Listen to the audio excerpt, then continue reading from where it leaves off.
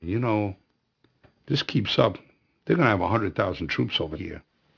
And he laughed. He said, what are you, nuts? They'd have to declare war for 100,000 troops. My fellow Americans, renewed hostile actions against United States ships on the high seas in the Gulf of Tonkin have today required me to order the military forces of the United States to take action in reply. I was assigned to a helicopter company, 13th Aviation Battalion. I was a door gunner on one of the helicopters. It was quite an experience for, a 21-year-old kid. You're involved in taking people's lives.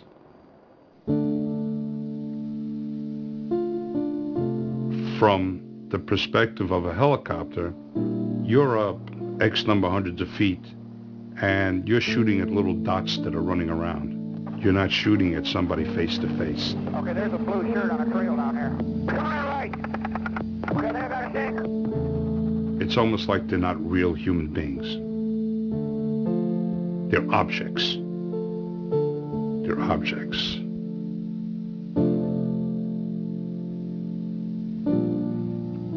As a refugee of war, I think I understand firsthand the suffering, the pain that war could cause.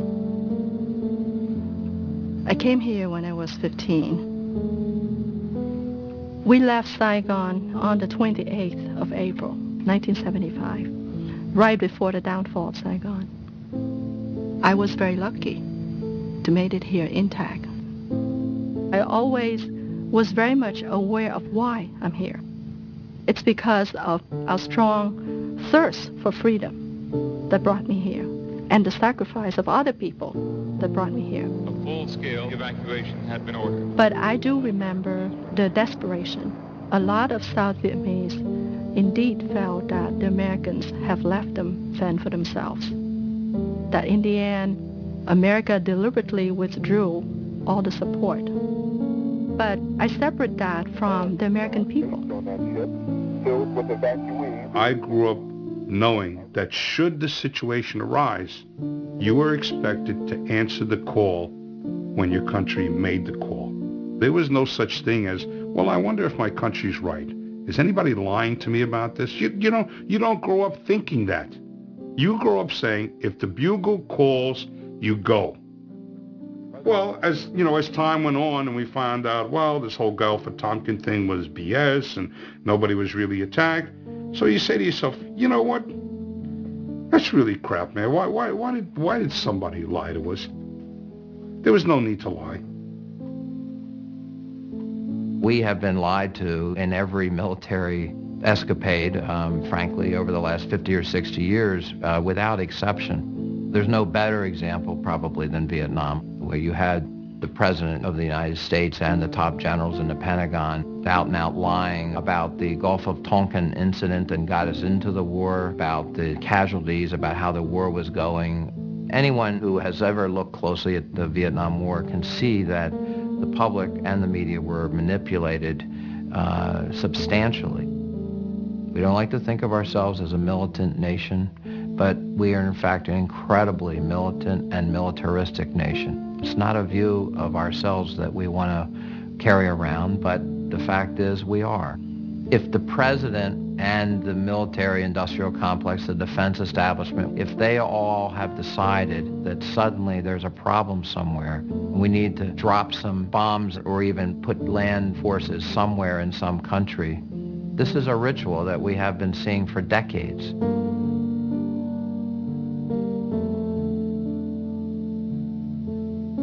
We've toppled governments, we've done coups d'etats, we've used intelligence services for covert purposes and done horrible things around the world.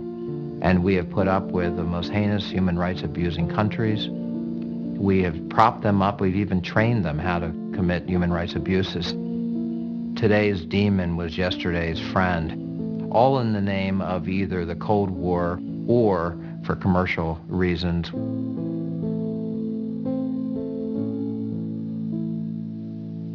It's basically economic colonialism. No one uses the colonialism word, but instead of just taking over the countries, we have a better way. We just go in and have free markets. whether we're trying to sell our products to their citizens or we're trying to mine their resources. We need to be in that country for some reason, and therefore we're going to talk about free markets, free trade. But what's really going on is we want our companies to get rich in your country. There she is. That's what all the fuss is about, oil. It's kind of pretty, isn't it? Oil, coming up out of the ground to make life a bit more easy for all of us. The United States is the world's largest consumer of fossil fuels. Oil is what drives the military machine of every country. That is, it provides the fuel for the aircraft, for the ships, for the tanks, for the trucks. Control of oil is indispensable. When you run out of it, your army stops. There is a direct connection between events that happened more than 50 years ago and the war in Iraq today. In 1953, the Prime Minister of Iran, Mohammad Mossadegh, became extremely irritated. The British were ripping off his country's national resources. He wanted a greater share in it. The British came to the new President Eisenhower and asked for help on this. Eisenhower very conveniently declared Mossadegh to be a communist, and we then set the CIA to overthrow him. 3 days of bloody rioting culminating in a military coup. The result was we brought the Shah to power, and he created an extremely repressive regime that within 20 years had led to a revolution against him. The Ayatollah Khomeini creates a government that is violently anti-American. For Americans shot up the hills. Khomeini said, quote, I pray to God to cut the hands off all those foreign advisors. In the after-action report by the CIA on what they had done in Iran in 1953, they said, we're going to get some blowback from this. We then made a puppet out of Saddam Hussein in Iraq, who was a friend of ours. He was an asset in the CIA's computers. We did so because he was anti-Iranian. He was very fearful that the revolution in Iran would spread into his country. He therefore went to war with Iran. The war was extremely bloody, went on throughout the 1980s. Unfortunately for Saddam Hussein, he began to lose the war. At that point, in comes the United States in the form of Donald Rumsfeld, sent to Saddam Hussein by President Reagan to tell him, we will supply you with intelligence. We will supply you with the weapons you may need through covert means. It is why cynics in Washington say, we know Saddam Hussein had weapons of mass destruction. We have the receipts. This is what we mean by blowback. He remained a friend of ours right up to his invasion in the summer of 1990 of Kuwait. We became alarmed when he invaded Kuwait that he could also go on and invade Saudi Arabia itself. The largest reserves of oil on earth. We stationed troops in Saudi Arabia. It was a mistake in every sense of the term. Remember, Osama bin Laden had said, I resent the government of Saudi Arabia for using Americans to defend Saudi Arabia against Iraq. At that point, we began to fear that we were going to lose our position in Saudi Arabia. Well, the second largest source of proven reserves on earth are in Iraq.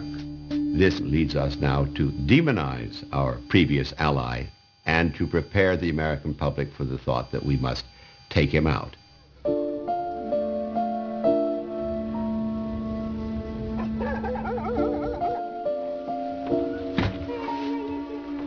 I'm retired Air Force Lieutenant Colonel, retired from the military after 20 years.